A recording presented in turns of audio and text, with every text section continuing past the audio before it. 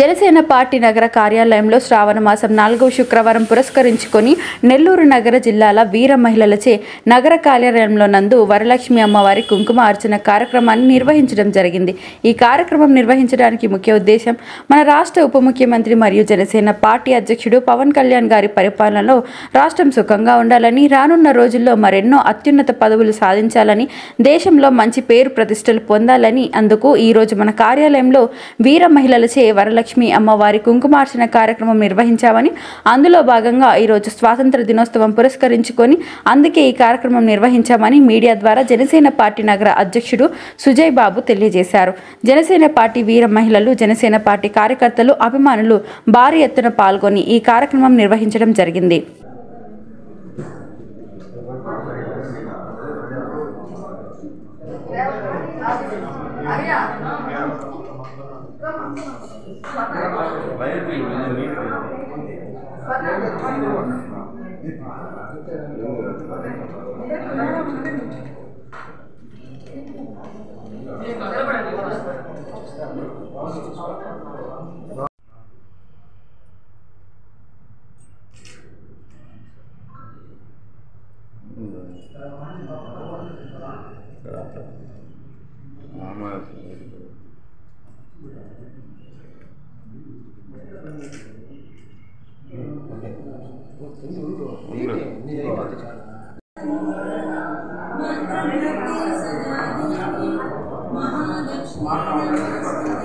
photographer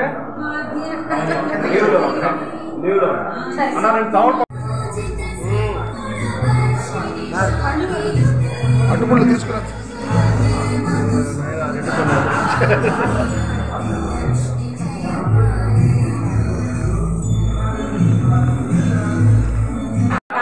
అదే కాకుండా application అట్ట పెట్టి పైన ఓకే ఓకే